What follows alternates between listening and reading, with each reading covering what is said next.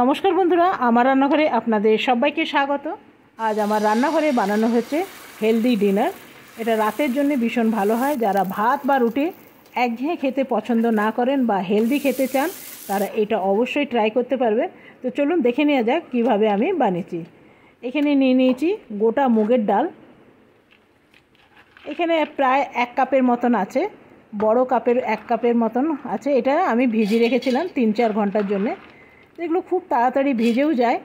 এরপরে মিক্সির জারের মধ্যে আমি দিয়ে দেবো, সবকটাই দিয়ে দেবো, খুব বেশি নেই। এখানে দিয়ে দেবো আদা, তবে এতটা আদা দেবো না। এখান থেকে একটা ছোট টুকরো আমি নিয়ে নেব।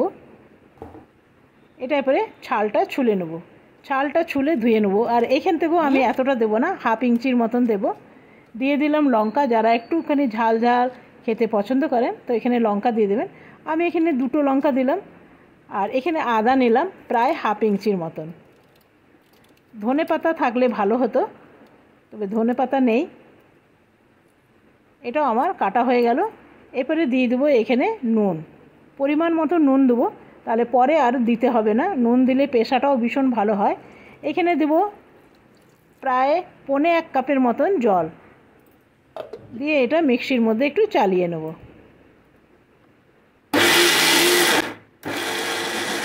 এটা একদম মিহি পেস্ট করে নিতে হবে।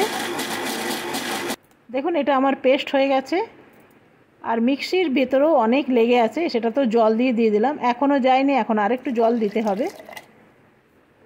ভালো করে পরিষ্কার করে আমি নিয়ে নেব। এটা আমার হয়ে গেছে, দেখছেন একদম পরিষ্কার হয়ে গেল। তবে এইটা জানেন তো ভীষণ ভালো হয় খেতে। আমাদের ছোটোবেলায় মা না এই জিনিসটা টিফিনে বানিয়ে দিত, আর টিফিন নিয়ে কাড়াকাড়ি হয়ে যেত, এতটাই ভালো লাগে। এটা বাসি হলো আরও বেশি খেতে ভালো লাগে।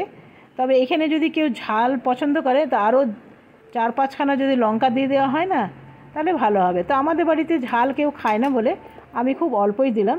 এখানে দিয়ে দেবো একটু চিলি ফ্লেক্স, তবে চিলি ফ্লেক্সগুলো ঝাল হয় না, ওই জন্য একটুখানি সৌন্দর্যের জন্যে দিলাম। এটা দিয়ে পড়ছে না ভালো, তো আমি কভারটা খুলে আরেকটু নিয়ে নিলাম। একটু ভালো করে এটা আরেকটু চালিয়ে নেব। এখানে দিয়ে দেবো একটু হিং। হিং দিলে টেস্টটা আরও ভালো আসে। খুব অল্প সামান্য হিং দিলাম। এটা আমার হয়ে গেছে।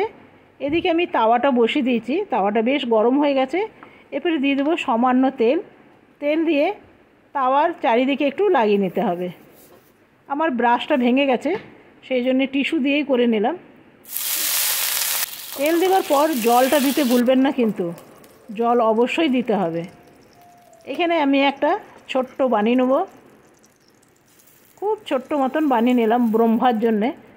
প্রথমে এইসব জিনিস করলে না আগে আমি ব্রহ্মাকে দিই। জানি না, আমার মনে শান্তি বলতে পারেন। আমার কোনো জিনিসই অনেক লোকের উঠে না, আমার প্রত্যেকটাই উঠে যায়। নন স্টিকেই করি বা লোহার তাওয়াতেই করি, সবেতেই উঠে যায়। এখানে দিয়ে দিলাম একটু জল। জল দিয়ে তাওয়াটা ঠান্ডা করে নিয়ে এইগুলো এমনি গোল গোল ঘুরিয়ে নিতে হবে।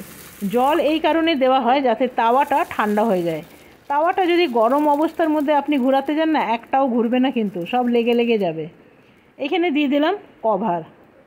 সেই জন্যে জল দিয়ে তাওয়াটাকে ঠান্ডা করে নিতে হবে প্রতিবার। এখানে দিয়ে দেবো অল্প সামান্য তেল, যাতে ভাজাটা ভীষণ ভালো হয়। খুব সামান্য আমি তেল দিলাম। এরপরে উল্টে নেব। একটুখানি কভার দিয়ে দিতে হবে। আরেকটু আমি কভার দিয়ে দিলাম তেল দিয়ে। এরপরে দেখুন কি সুন্দর লাল লাল হয়ে গেছে।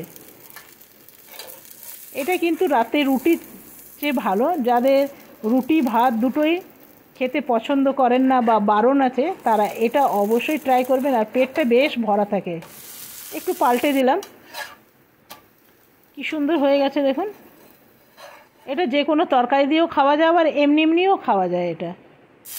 আরেকটু আমি জল দিয়ে দিলাম। প্রতিবার জল দিয়ে তাওয়াটা ঠান্ডা করে নিতে হবে। দেখবেন ধোসা টোসা বানাতে গেলেও তাওয়া ঠান্ডা করে নিতে হবে। তবে জলের পরিবর্তে আপনারা ভেজা একটা কাপড় রাখলেও সেটাতেও চলবে। আর যদি জল না দেওয়া হয় না, তাহলে হাতার মধ্যে আটকে যাবে। তো দেখুন বেশ আমার অনেক কটা বানানো হয়ে গেল। সাথে নিয়ে নিয়েছি আমার ছোলার ডাল। এটা সকালে আমি বানিয়েছিলাম 1 চামচ। ব্যাস আমার রাতের ডিনার আজকে কমপ্লিট। আপনাদের কাছে যদি ভালো লাগে একটা লাইক দেবেন, আজকের মতন এখানেই শেষ করলাম। ধন্যবাদ।